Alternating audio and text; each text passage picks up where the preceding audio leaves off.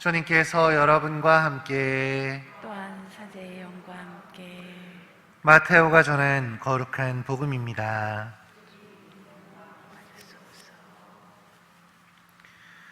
그때 예수님께서 수석사제들과 백성의 원로들에게 말씀하셨다. 다른 비유를 들어보아라.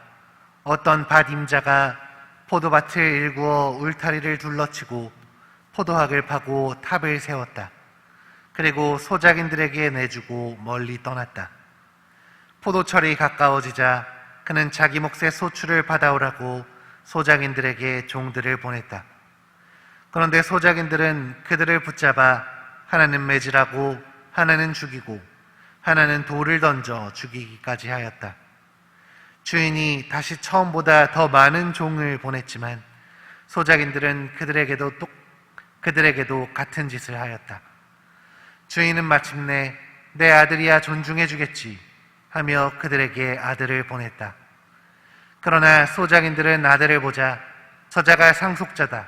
자, 저자를 죽여버리고 우리가 그의 상속재산을 차지하자 하고 저희끼리 말하면서 그를 붙잡아 포도밭 밖으로 던져 죽여버렸다. 그러니 포도밭 주인이 와서 그 소작인들을 어떻게 하겠느냐?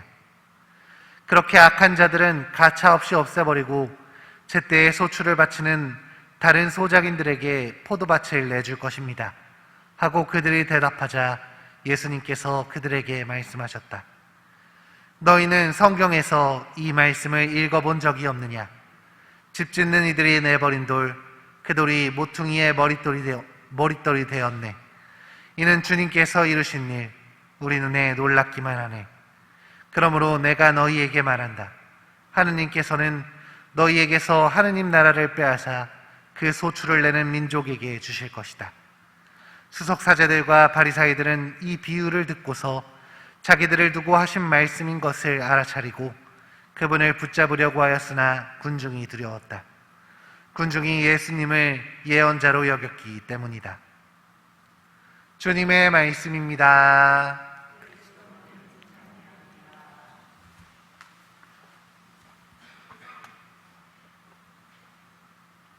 참 예수님, 오늘 복음에서 예수님께서는 악한 소작인의 비유를 전해주고 계십니다. 밭의 주인은 참으로 많은 것을 일궈냈습니다. 포도밭을 일구고 울타리를 둘러치고 포도학을 파고 탑을 세운 다음 소작인들을 모집합니다. 한마디로 이 모든 것을 준비해 놓고 거기에 와서 일할 사람을 찾은 것이죠.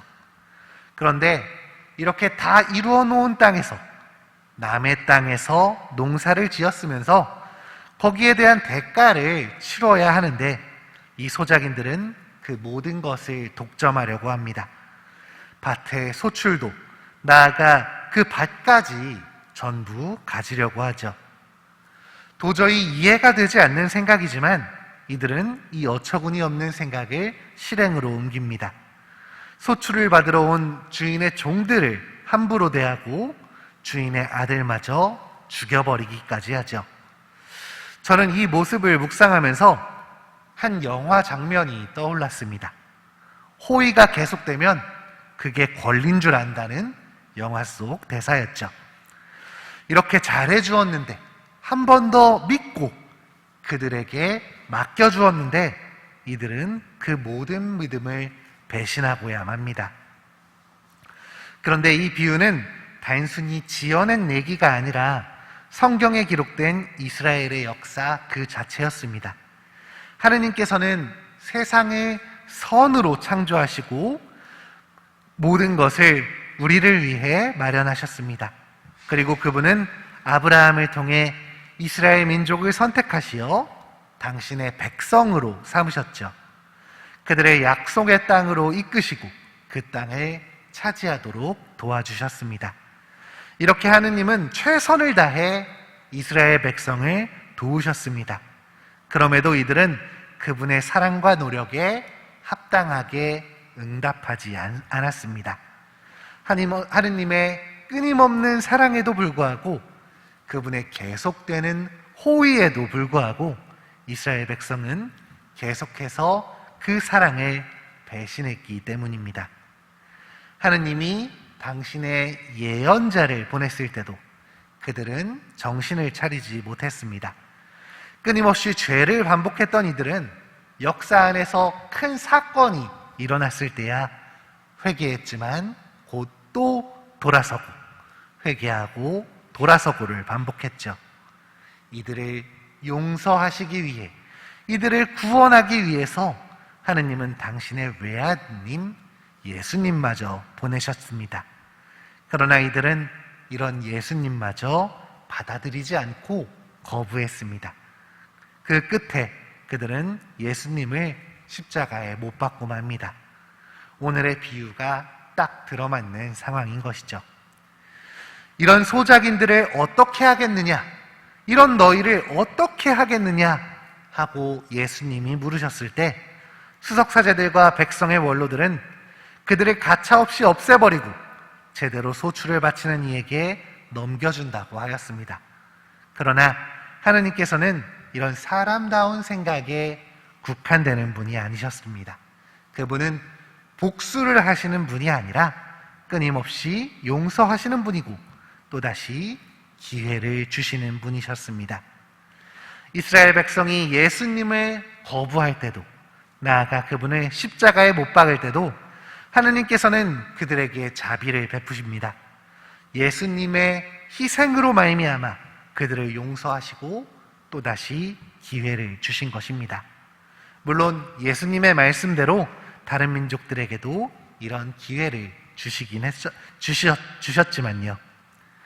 여기 있는 우리들도 이런 이스라엘 백성의 모습을 따라가고 있진 않은지 한번 생각해 볼 문제인 것 같습니다. 여기 있는 우리들은 끊임없이 죄와 회개를 반복하고 있습니다.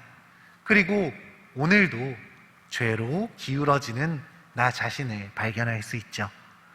그럼에도 불구하고 우리가 살아갈 수 있는 것은 하느님의 놀라운 자비가 우리에게 주어지기 때문입니다. 그분의 사랑이 한 번 더 주시는 기회가 우리에게 계속해서 전해지기 때문입니다. 그러나 그렇다고 해서 이 자비를 우리가 이용해서는 안 될 것입니다. 그 자비를 내가 기쁘게 받아들이고 스스로 변할 수 있도록 우리는 노력해야 합니다. 오늘 하루 우리의 죄에도 또다시 기회를 주시는 하느님의 그 자비로우심을 닮아가는 우리가 되었으면 좋겠습니다. 또 하느님의 자비로 말미암아 스스로 변해가는 우리가 되었으면 좋겠습니다. 오늘의 말씀을 생각하면서 죄로 기우는 우리들이지만 하느님의 크신 자비 아래 살아갈 수 있다는 것에 감사하고 변화되는 우리가 되도록 함께 기도합시다.